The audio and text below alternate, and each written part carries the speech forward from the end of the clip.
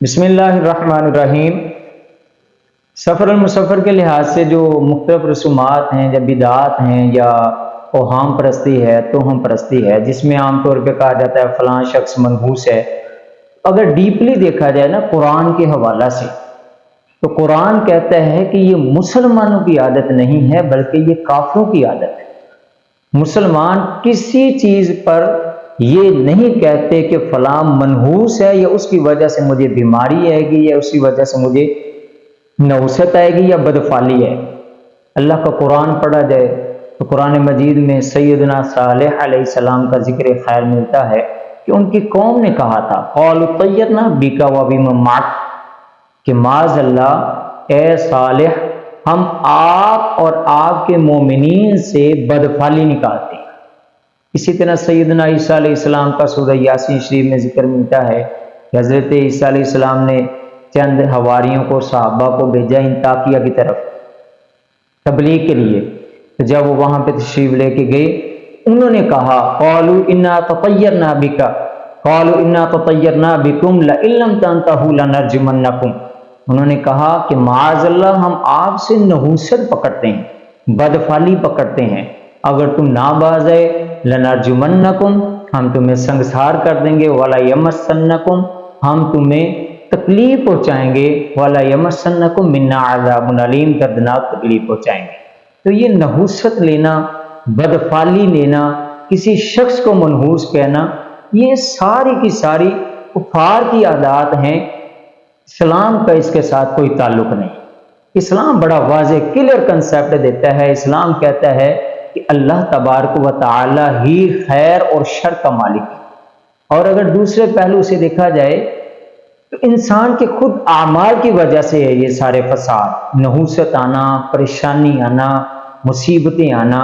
اللہ کا قرآن کئی مقامات پر فرماتا ہے، اللہ تعالیٰ فرماتا ہے ظہر الفساد فی البر والبحر بما کسبت ایدی الناس، یہ جو زمین میں، اور ظہر الفساد فی البر والبحر، سمندر اور زمین میں جو بھی فساد ہے وہ تمہارے ہاتھوں کی کمائی۔ اور دوسری جگہ فرمایا اور من عمل صالحا فلنفسی، جو تم اچھا عمل کرتے ہو تمہارے لیے ہے، ومن عمل سیئتا ومن اساء فعلیہا، اگر برائی کرو تو تمہارے پر ہے، وما ربک بظلام للعبید، اور تمہارا رب بندوں پہ ظلم نہیں کرتا۔ تو بڑی سوچنے کی بات ہے، بہت زیادہ سوچنے کی بات ہے کہ یہ ایک کافرانہ طریقہ ہے کہ کسی چیز کو مؤثر ثابت کر لینا، مؤثر سمجھ لینا، اپنے اوپر حائل کر لینا کہ اس سے مجھے نقصان ملے گا، فلاں بندہ منحوس ہے، فلاں چیز منحوس ہے، فلاں شخص منحوس ہے، کالی بلی منحوس ہے، شیشہ ٹوٹنا منحوس ہے، 13 نمبر منحوس ہے، حالانکہ اسلام میں اس کی گنجائش نہیں۔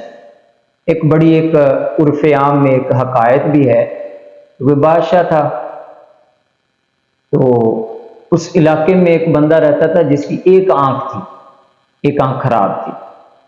تو بادشاہ نے اعلان کیا ہوا تھا کہ یہ بندہ میرے سامنے کبھی بھی نہ آئے، کیونکہ لوگ اسے کہتے ہیں یہ منحوس ہے۔ ایک دن ایسا ہوا، بادشاہ صبح سویرے چلا، بادشاہ نے اپنے گھوڑے پر سوار اپنے شکار کے لیے جا رہا تھا، تو بائی چانس وہ بندہ سامنے آ۔ اب بادشاہ نے کیا کیا، اس کو کہا کہ اس کو ایسا کرو، فلاں جگہ پہ باندھ دو، جب تک میں واپس نہ آؤں تو اسے مارتے رہو۔ وہ بیچارہ سارا دن مار کھاتا رہا۔ بادشاہ جب واپس آیا تو بادشاہ نے آ کے پھر اسے پوچھا، تو کہا اب اسے چھوڑ دو۔ جب اسے چھوڑا گیا نا تو وہ ہنسنے لگا۔ بادشاہ نے اسے بلا لیا۔ بادشاہ نے کہا کہ تو ہنسا کیوں ہے؟ تو اس نے کہا بادشاہ سلامت، صبح سویرے میں نے بھی آپ کو دیکھا اور آپ نے بھی مجھے دیکھا، اور ہوا اس طرح کہ میں نے آپ کو دیکھا، آپ کا دن اچھا گزرا، آپ گئے شکار کرنے کے لیے، گئے عیاشی کی، موج مستی کی، اور میں نے آپ کو دیکھا جس کی وجہ سے سارا دن میں مصیبت میں گرفتار۔ اب بادشاہ سلامت آپ بتائیں میں منحوس ہوں یا آپ منحوس ہیں؟ تو گرامی قدر انسان منحوس نہیں ہے۔ انسان کے لیے تو اللہ تعالیٰ نے فرمایا وَلَقَدْ كَرَّمْنَا بَنِي آدم، کہ ہم نے انسان کو تمام مخلوقات سے افضل بنایا، تاج کرامت عطا فرمایا۔ تو نہ کوئی چیز، نہ مہینہ، نہ سفر کا مہینہ، نہ دن، نہ انسان، کوئی بھی چیز منحوس نہیں ہے۔ اگر کوئی وبا مصیبت پریشانی آتی ہے تو وہ ہماری اعمال کی ہی وبال ہے جو اللہ تعالی ہمیں عطا فرماتا ہے۔ وما اصابکم من سیئۃ فمن نفسک، تو اللہ تعالی ہمیں توفیق عطا فرمائے کہ ان خرافات سے بچ کر صحیح معنوں میں اللہ تعالی پر توکل کرنے کی توفیق عطا فرمائے۔ آمین ثم آمین، وآخر دعواہم الحمد للہ رب العالمین۔